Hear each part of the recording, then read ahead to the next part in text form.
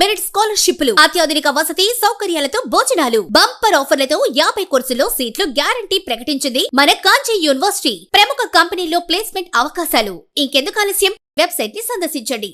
వివరాల కోసం నంబర్లకు కాల్ చేయండి. కూటమి ప్రభుత్వంలో సముచిత స్థానం కోసం విజయవాడలో గళం విప్పిన బ్రాహ్మణులు రాజ్యసభలో బ్రాహ్మణులకు ప్రాతినిధ్యం కల్పించాలని, టీటీడీ పాలక మండలిలో ఇతర రాష్ట్రాల వారికి కాకుండా ఏపీ బ్రాహ్మణులకి అవకాశం ఇవ్వాలని డిమాండ్ చేస్తూ పలు సమస్యలపై బ్రాహ్మణులు చర్చించారు. గత ఎన్నికల్లో కూటమి విజయానికి వెన్నెముకగా నిలిచిన బ్రాహ్మణులకు జనాభా ప్రాతిపదికన పదవులు కేటాయించాలని ప్రతిపాదన చేశారు.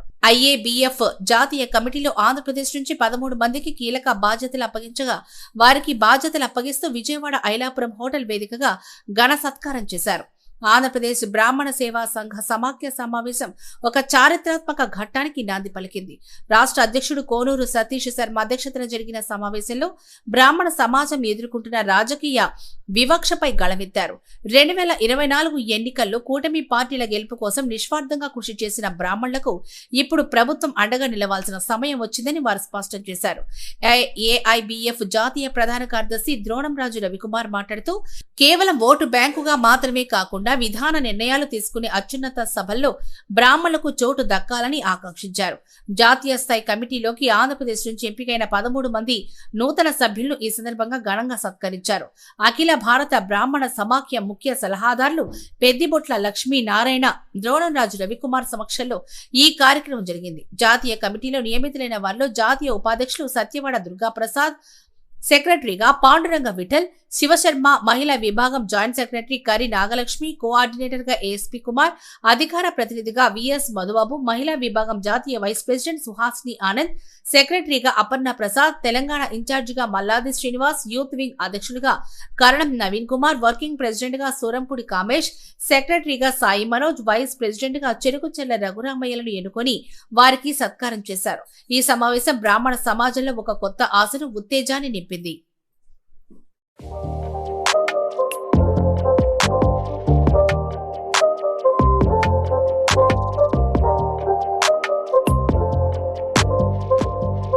సామాజిక ఆర్థిక అంశాల ప్రాతిపదిక పైన ఏర్పడినటువంటి 2 అసోసియేషన్లు కూడా యావత్ బ్రాహ్మణ జాతికి సామాజికంగా, ఆర్థికంగా, రాజకీయంగా చైతన్యవంతులు చేసే కార్యక్రమాల్లో భాగంగా ఎన్నో కార్యక్రమాలను చేపట్టినటువంటి సందర్భం. మొన్న 2026, 2029 ఆల్ ఇండియా బ్రాహ్మణ్ ఫెడరేషన్ దేశవ్యాప్తంగా కూడా నూతన కమిటీని నియమించినటువంటి సందర్భం.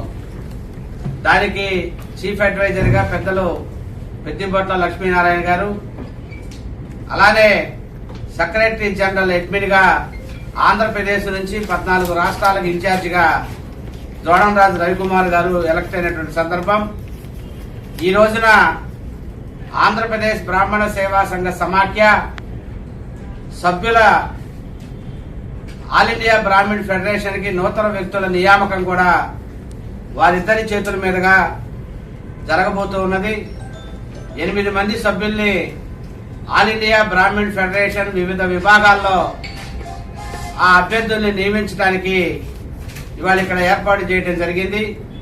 దేశం యావత్తు కూడా బ్రాహ్మణ జాతిని చైతన్యవంతం చేస్తూ సామాజిక, ఆర్థిక, రాజకీయ ప్రయోజనాలని ఈ జాతికి అందించే లక్ష్యంతో ఈ 2 సమాఖ్యలు కూడా all India Brahmin federation, Andhra Pradesh Brahmana Seva సంఘ సమాఖ్య విస్తృతంగా బ్రాహ్మణ చైతన్యానికి నాంది కారణం అవుతున్నాయని తెలియజేసుకుంటూ ఈరోజు బ్రాహ్మణ యొక్క స్థితిగతులపై ఒక అధ్యయనం చేయాలనే ఆలోచనతో రాష్ట్ర వ్యాప్తంగా మరి బ్రాహ్మణ సంఘం, ఆంధ్రప్రదేశ్ బ్రాహ్మణ సేవా సంఘ సమాఖ్య మరియు ఆల్ ఇండియా బ్రాహ్మణ్ ఫెడరేషన్ ఇరువురు కూడా సమన్వయంతో మొత్తం రాష్ట్రమంతా తిరిగి ఒక నివేదిక తయారు చేసి రాబోయే ఎన్నికల్లో అన్ని పార్టీలకు కూడా ఆ నివేదిక, రాజకీయ పార్టీలు అన్నిటికీ కూడా ఆ నివేదిక ఇచ్చి మా యొక్క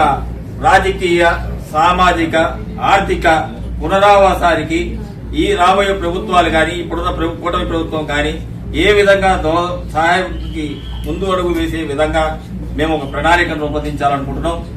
ఈరోజు ఒకప్పుడు 36 మంది ఎమ్మెల్యేలు ఉన్న రామన్లు ఈరోజు సింగిల్ కూడా ఇప్పుడు కూడా ప్రభుత్వంలో ఒక సింగిల్ డిజిట్ కూడా లేదు. ఇది చాలా దౌర్భాగ్యమైన పరిస్థితి. మరి దీంట్లో ఉన్న లోపాలేమిటి? ఎందుకు మా మీద వివక్ష చూపిస్తున్నారు? మరి భారత రాజ్యాంగం చెప్తున్న విధానాన్ని బట్టి సంఖ్యాబలాన్ని బట్టైనా మాకు స్థానాలు కల్పించాల్సిన అవసరం ఉంది. ఇవన్నీ కూడా దృష్టిలో పెట్టుకుంటున్నాం. ఈరోజు రాజ్యసభకు ఎన్నికలు జరుగుతున్నాయి, నోటిఫికేషన్ వచ్చింది కాబట్టి ఇప్పుడున్న కూటమి ప్రభుత్వంలో ఉన్న పెద్దలను ఒకటే డిమాండ్ చేస్తున్నాం.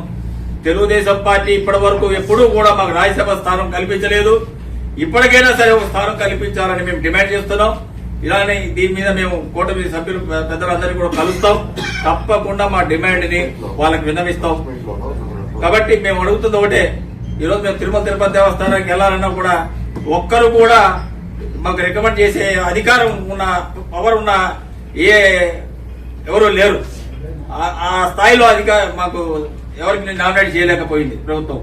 కాబట్టి నేను ఒకటే కోరుకుంటున్నా, వీళ్ళందరినీ కూడా ఇప్పుడు మేము మాకివ్వండి అని కాదు, మీ పార్టీలో ఉన్న పెద్దలకే, మీ పార్టీని అనుగుణంగా ఉన్న వ్యక్తులనే, అది భారతీయ జనతా పార్టీ కానీ, మరి టీడీపీ కానీ, అలానే జనసేన కానీ, మీ సభ్యులకే ఇచ్చి మమ్మల్ని గౌరవించాలని చెప్పి మేము డిమాండ్ చేస్తున్నాం, విన్నవిస్తాం. రాబోయే రోజుల్లో దీని మీద సరైన సమయంలో మేము ఉద్యమానికి కూడా కరెక్ట్ టైంలో మేము దిగుతామని కూడా నేను తెలియజేస్తున్నాం. సమస్యలపైనే వారి పోరాటం.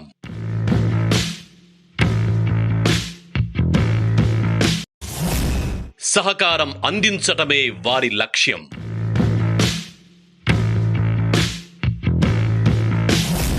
సంప్రదాయబద్ధంగా కార్యక్రమాలు,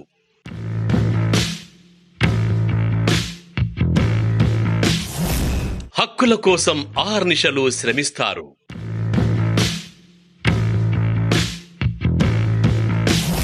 కష్టాల్లో ఉన్నవారి కన్నీరు తుడిచే మన నేతలు,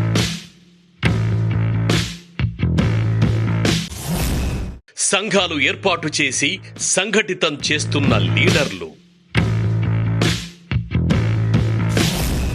విప్ర నేత, బాన్ ఫర్ ది బ్రాహ్మిన్స్.